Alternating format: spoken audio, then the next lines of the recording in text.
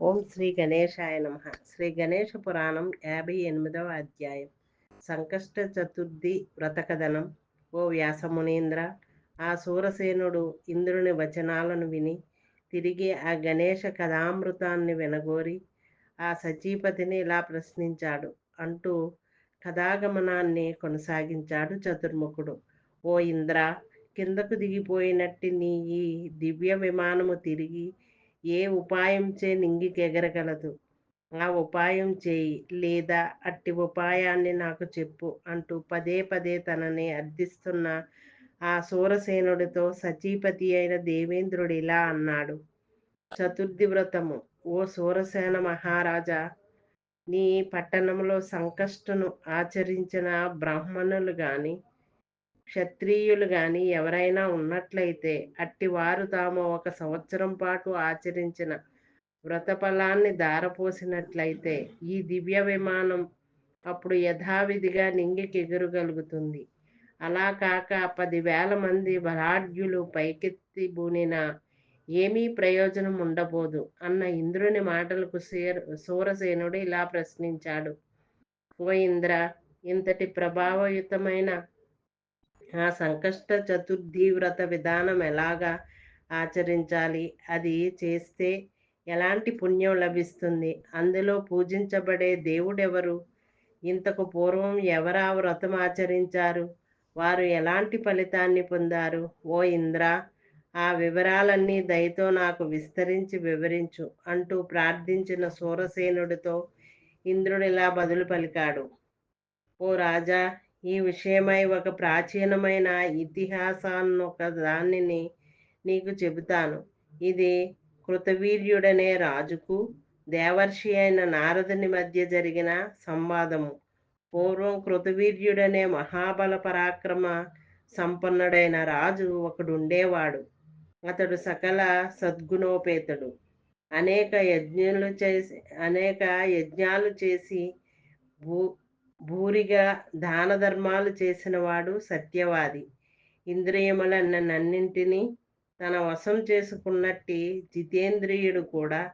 దేవతలన్నా అతిథులన్నా అతనికి గల ప్రీతి మెండు.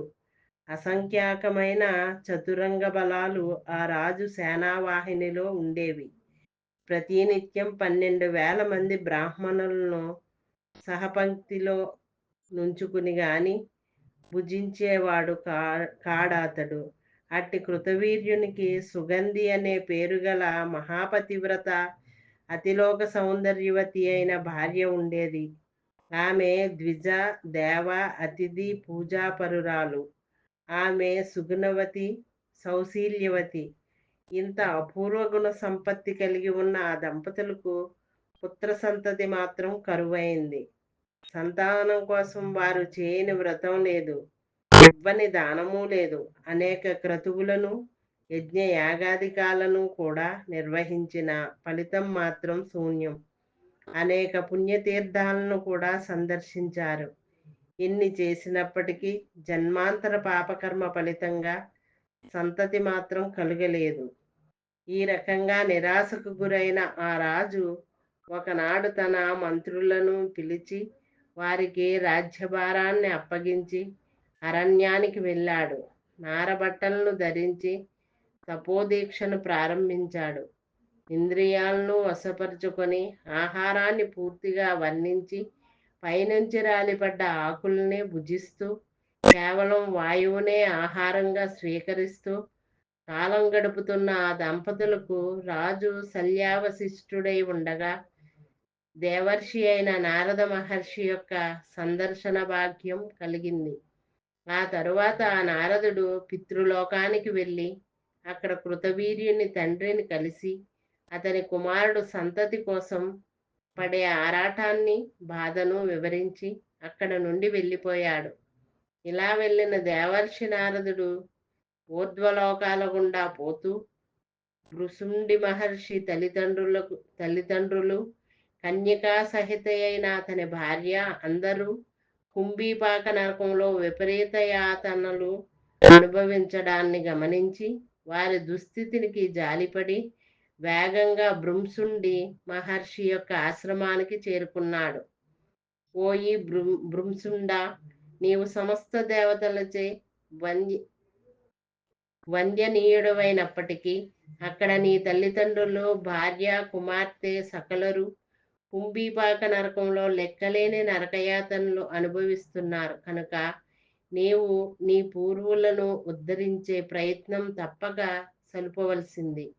అది సర్వులకు శ్రేయస్కరము అన్న నారదముని పలుకులను భృశుండ మహర్షి ఎంతో భిన్నుడై వారి దుఃఖ నివారణకు తప్పక ప్రయత్నించాలని పూనుకుని సమాధి నిష్టలో ఏకాగ్ర చిత్తంతో గణేశుని ధ్యానిస్తూ అందుకు పరిష్కార మార్గం తెలుసుకుని తన చేతిలోకి పరిశుద్ధమైన మంత్రోదకాన్ని తీసుకుని తనచే ఆచరించబడిన సంకష్ట చతుర్థి వ్రతంచే సముపార్జింపబడిన పుణ్యం యావత్తు తన పితరుల ఉద్ధరణకై దారపోయ సంకల్పించి, ఓ గజానన, నీ వ్రతాన్ని నేను భక్తిభావంతో చేసేసినట్లయితే దాని యొక్క మహత్తర ప్రభావం చేత నా పితరులు తక్షణమే ఉద్ధరించబడుదురు గాక అంటూ గజాననుని స్మరిస్తూ చేతిలోని మంత్రజలాన్ని పెట్టగానే ఆ గజాననుని దివ్యానుగ్రహం చేత భృశుండిని విడిచి పూర్వీకులందరూ దేవరూపులై శ్రేష్టములైన దివ్య విమానాలను అధిరోహించి అప్సరలచే సేవించబడుతూ చారణుల చేత కీర్తించబడుతూ గంధర్వుల చేత గానం చేయబడుతూ గణేశ లోకాన్ని పొందారు. ఓ సూరసేన మహారాజా, ఇట్టి అనంత ఫలప్రదమైన సంకష్ట చతుర్థి వ్రతాచరణ వల్ల ఒక రోజుకే కలిగిన మహాప్రభావం ఇలాంటిది. ఇక జన్మ ప్రభుతి ఈ వ్రతాచరణ చేసిన వారి పుణ్యం లెక్కించటం ఆదిశేషునికి కూడా వీలు కాదు కనుక అట్టి మహత్తర పుణ్యం చేతనే నా విమానం కూడా పైకెగియగలదు అన్నాడు ఇంద్రుడు. ఇది శ్రీ గణేష పురాణం ఉపాసనాఖండంలోని సంకష్ట చతుర్థి వ్రత కథనం అనే 58వ అధ్యాయం. ఓం శ్రీ గణేశాయ నమః.